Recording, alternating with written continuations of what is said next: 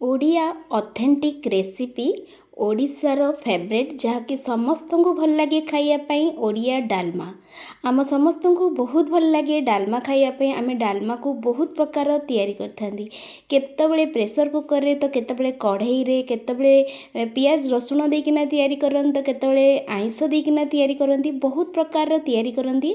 आज मध्य मु आपण संगे किछि शेयर करछि भल लागिले निश्चिंत भाबे लाइक शेयर कमेंट करंतु। डालमा तैयारी करिया पई प्रथमे गोटे कढ़ई रे हरड़ डाली आउ गोटे मुठा से मु चना डाली मिसेइची दीटा जाक मिसेइकी ए कढ़ई रे सिजिया पई रखिनेली सेथिरे स्वाद अनुसार लूण आउ हळदी देनेली पानी देकिना ताकू सिजिया पई छाड़नेली। डालमा रे एबे व्यवहार करबा परिबा रे आपण किछि भी परिबा यूज करि परिबे एथिरे कखारु बाइगण आलू ए सब कॉमन परिबा बाकी परिबा कंचा कदली माटी आलू सारू आपण बीन्स बरबटी छुई किछि भी नै परिबे। मो पाखरे जहा जहा परिबा थिला ताकू सब मु भल भाबरे धोईकी काटी नउची। एठी मु नेची टमाटर कखारु बाइगण मो पाखरे दुई प्रकार थिला सेथिपाई मु दुई प्रकार ऐड कर नेची। बरबटी छुई थिला बरबटी छुई मध्ये पकई नउची। आपण पाखरे जहा जहा परिबा थिबो नै परिबे। कांकड़ थिला कांकड़ मध्ये मु किछि नै गली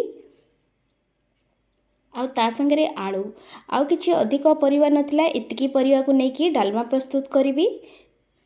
आपण एदिरे माटी आलू कदली कंचा कदली सारू बाइगण बीन्स बहुत किछि परिबा डालमा रे तो ऐड करी हुए करि परिबे। डाली रो ऊपर अंश रे जो फेण थिला ताकू बाहर करनेली आ डाली को सिजिया पई आ किछि समय छाड़नेली। डाली 10 मिनिट सिजिला परे सेथिरे परिबा कखारु आलू आ कांकड़ को पकई नेली 4-5 मिनिट यह छाड़नवा सिजिया पाई कारण यह टिके टाइम लगे सिजिया पाई। आ बरबटी छुई को जदि सागे सांग पकई नहीं थांदी ताले से बहुत सिजी जाई थांदा सेथिबाई ए सब परिबा पकईकी अल्प टिके लूण देई नेली। प्रथमे मैं लूण देइथली डाली रो क्वांटिटी हिसाब रे लूण देइथली एबे जो परिबा पकईली ता हिसाब रे आ टिके लूण ऐड कर नेली। ए स्टेज रे मु देई देली टमाटर बरबटी छुई आ बाइगण परिवा को भल भाव सिजिया पाई टिके छाड़नेली। गैस फ्लेम को मीडियम रखीची आ गोटे कवर लगे नेली 10 मिनिट पाई परिवा को सिजिया पाई छाड़ नेइथली। परिवा सब भल भाव सिजी जाइची। प्रथमे डाली बसैथली सेथिपाई डाली भी मध्य सिजी जाइची। एबे प्रस्तुत करबा ता पाई गोटे मसला जोटा कि बहुत टेस्ट आन देबो डालमा रे। ता पाई प्रथमे गरम तावा रे जीरा अल्प टिके धनिया सुखिला लंका 4-5 टी दालचीनी छोटो छोटो टुकड़ा नहीं 2-3 टी अलैच 2 टी एबे यहाँ को गरम तावा रे टिक्के समय भाजी नबा जस्ट पोड़ी जीवो सेथिपाई बहुत केयरफुली टिक्के समय भाजी नबा और ठंडा हवा पाई छाड़ नबा। ठंडा हला परे यहाँ को ग्राइंडर रे आपण पाउडर कर परिबे। बहुत कम क्वांटिटी रे अछि सेथिपाई मु आकु छेची किना आर पाउडर कर नेइथली। तापरे गोटे कढ़ई रे किछि घियो पकई नउची डालमा रो छुंक प्रस्तुत करिबा। अल्प टिके घाई घियो पकई नेली। घियो को टिक्के समय गरम हवा को दबा जस्ट 1 सेकेंड 2 सेकेंड रे ही घियो मेल्ट हो जाए। घियो गरम हो गला परे एथिरे आमे छुंक प्रस्तुत करिबा।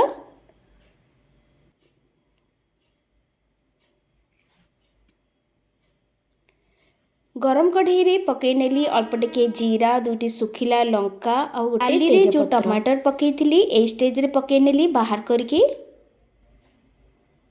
ताकू पूरा मैश कर नेली से घियो रे।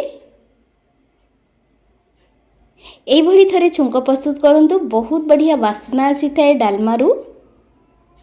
तापरे टिके अदार छेचा रसुण नहीं केवल अदा और कंचा लंकार छेचा ऐड करिवे। ता ऊपरे डालमा जो सिझे की रखिथिले आमे ताकू ऐड करनबा।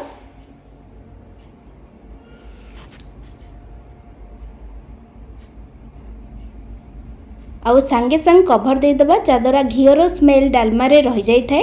1 मिनिट पाई कभर दे देइथिली। एबे जो डालमा हमर पूरा प्रस्तुत हो गला से डालमा रे गुंड करिकी रखिथिबा जीरा धनिया और दालचीनी अलैच ଶୁଖିଲା ଲଙ୍କା ତାକୁ ମୁଁ ଛେଚିକି ଗୁଣ୍ଡ କରିନେଇଥିଲି ଏମିତି ହେମଦସ୍ତାରେ। ସେଇ ଛେଚା ହେଇଥିବା ପାଉଡ଼ରକୁ ଏଇଠି ଆଡ଼୍ କରିନେବା, ତାଦ୍ୱାରା ବହୁତ ବଢ଼ିଆ ଟେଷ୍ଟ ଆସିଥାଏ। ଏହିଭଳି ଭାବରେ ଆପଣମାନେ ଥରେ ଡାଲମା ପ୍ରସ୍ତୁତ କରନ୍ତୁ, ନିଶ୍ଚିନ୍ତ ଭାବେ ଭଲ ଲାଗିବ। ଯଦି ଭଲ ଲାଗିବ ଲାଇକ୍ ସେୟାର କମେଣ୍ଟ କରନ୍ତୁ। ଆଉ ମୋ ଚ୍ୟାନେଲକୁ ଯଦି ଏବେ ଯାଏଁ ସବସ୍କ୍ରାଇବ୍ କରିନାହାନ୍ତି ତାହେଲେ ତଳେ ଲେଖା ହେଇଥିବା ସବସ୍କ୍ରାଇବ୍ ବଟନରେ କ୍ଲିକ୍ କରି ଚ୍ୟାନେଲକୁ ସବସ୍କ୍ରାଇବ୍ କରି ମୋତେ ସପୋର୍ଟ କରନ୍ତୁ। ଏହି ଡାଲମାକୁ ପ୍ରସ୍ତୁତ କରି ଆପଣମାନେ ରୁଟି, ପରଠା, ଭାତ, ଅରୁଆ ଭାତ, ଉଷୁନା ଭାତ ସବୁ ସାଙ୍ଗରେ ଆପଣମାନେ ଏନ୍ଜୟ କରିପାରିବେ। ତେବେ ରହିଲି, ନମସ୍କାର। ଭିଡ଼ିଓଟି ଭଲ ଲାଗିଲେ ନିଶ୍ଚିନ୍ତ ଭାବେ ଲାଇକ୍ ସେୟାର କମେଣ୍ଟ କରନ୍ତୁ। ମୋ ଓଡ଼ିଆ ଝିଅ ଲୋପା ଚ୍ୟାନେଲକୁ ସବସ୍କ୍ରାଇବ୍ କରନ୍ତୁ।